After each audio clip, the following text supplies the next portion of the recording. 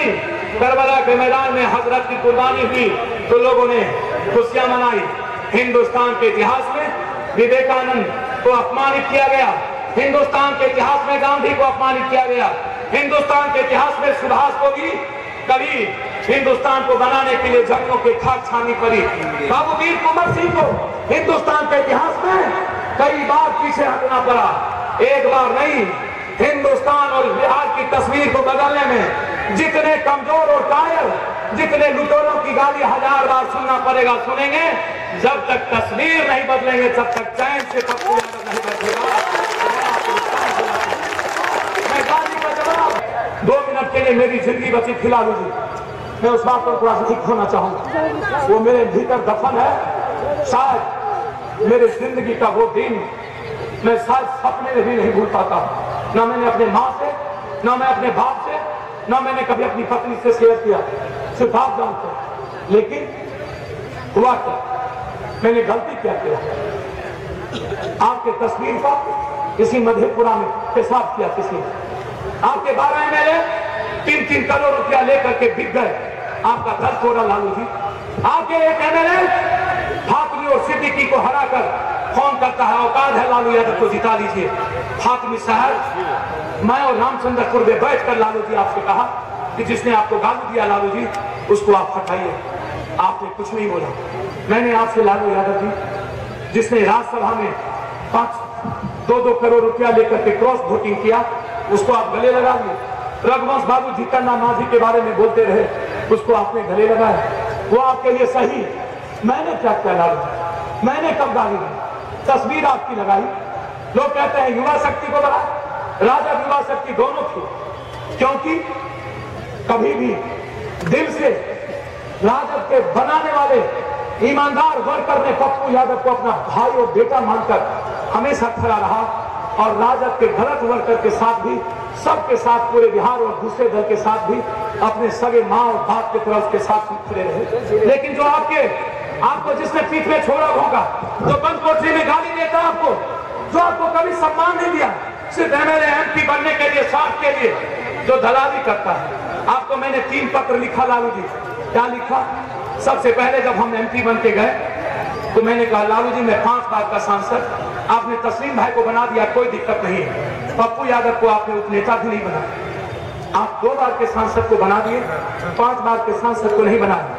आप कहते हैं कि पप्पू को मैंने बड़ी मदद की, तो मैं पूछना चाहता हूँ, 1 साल के अंदर मैं 3 चिट्ठी लिखा। जब मैं आपके पास गया, मैंने कहा लालू जी, मुझको क्या आप कोई जिम्मेदारी देंगे? तीसरे बार जब आपके पुत्र ने कुर्सी पर कुर्सी पैर रखा था, वर्कर को गाली दिया था, एक MLA को बेइज्जत किया था, रामकृपाल जी को गाली दिया था, मैं क्या नहीं? लालू जी, तब मैंने लिखा था, पुत्र से आप संस्कार को बदलिए, पुत्र को मेहनत करने दीजिए। मैं कैसे तेजस्वी है किसी को रोक दूंगा? क्यों रोकूंगा लालू जी? विरासत नहीं रोकता। अडवाणी जी, नरेंद्र भाई मोदी को रोक दिया, अखिलेश जी को कोई रोक दिया, लालू जी पप्पू नहीं रोकता। जनता का उत्तराधिकारी मालिक कौन होता है लालू जी? जनता तय करती है किसी को। मैंने आपको लिखा और चर्चा में उसको संघर्ष करने दीजिए लालू जी, लेकिन आपने उसको गाली। आपने क्या कहा? पप्पू यादव ने हमको पत्र लिख के क्या कहा आपने? मैं जानना चाहता हूं। मैं उस शब्द का प्रयोग करूं जिस तरह आपने हमें गाली दी। फिर मैंने राष्ट्रीय कार्यकारिणी में, लालू जी, मैंने आपका सम्मान बाप से बढ़ के किया। मैं पैर पकड़ता हूँ, जिंदगी में राजनीति जब भी करूंगा हमेशा राजनीति को मां। आज भी मैं कहता हूँ मंजू जी, मैं धूप पेटा चाहता नहीं चाहता हूँ, गलतफहमी में मत रहिएगा। मैं मरना मंजूर करूंगा, जिंदगी में जार खा के मंजूर करूंगा, लेकिन सम्मान के साथ जो समझौता करता वो आम आदमी के सम्मान की जिंदगी नहीं जी सकता, हमेशा याद रखिए। इसीलिए ठाकुर साहब की और राजनीति दोहरी नहीं हो सकती। एक राजनीति होगी, राजनीति विचारधारा की होगी, राजनीति गरीबों की होगी। मैंने आपसे मिलकर के 1 साल के अंदर आपने हमको न तो किसी संगठन में न दिया, न तो मुझे सदन में बोलने दिया।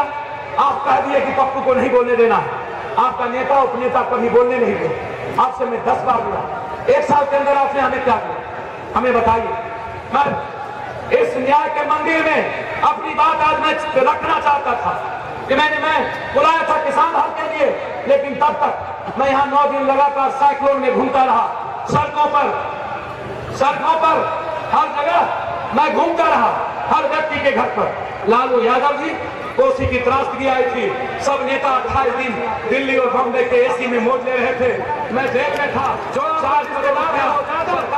अपनी निजी पैसे से है वो क्या हो गया, वो साहब यादव ने दिया तो क्या हो गया, यादव से अलग मुसार होना पप्पू यादव को मंजूर है, पासवान का खून है पप्पू यादव में, यह मंजूर है। लेकिन आपके तरह यादव को ठगने वाला खून में दुर्योधन और धृतराष्ट्र के खून को लेकर के पैदा चलना मंजूर नहीं है। मेरे खून में का खून हो सकता है, मेरे खून में देवी का खून हो सकता है, मेरे खून में बलराम का खून हो सकता है, मेरे खून में कंस और दुर्योधन का खून नहीं। मैं हूं वो पप्पू यादव। आपने क्या कहा मैं जानना। रंजन यादव रिश्तेदार नहीं थे इसलिए, देवेंद्र रिश्तेदार नहीं था इसलिए, रामकृपाल यादव ने तो हमेशा आपका चरण दे दिया। ठीक है, पप्पू ने कोई गलती कर गई, मैं माफी चाहता हूँ इस भीड़ के द्वारा। यदि लगता है कहीं गलती किया तो मैं माथा टेक के माफी मांगूंगा, मुझे माफी मांगने में दिक्कत नहीं है। रामकृपाल ने क्या किया था जिसको आपने मक्खी के तरह उठा के जब आप तीन जेल में जी रहे थे तो रामकृपाल ने आपकी जिंदगी तो संभाला, आपके घर को बचाया और आपके बेटे ने चूल्हा उठाया। याद है ना? आप क्या चाहते हैं कि पप्पू यादव भी आपके बेटे का जूता था? मैं मधेपुरा के नौजवानों से पूछना चाहता हूँ, क्या अब मैं सिर्फ तेजस्वी के जूते के लायक बच गया हूँ? मैं जानना चाहता हूँ। यदि आप कहेंगे तो मैं आज कहता हूँ पैर पकड़ के माफी मांग करके मैं चला जाऊंगा। मैं सिर्फ आपको, मेरा मालिक आप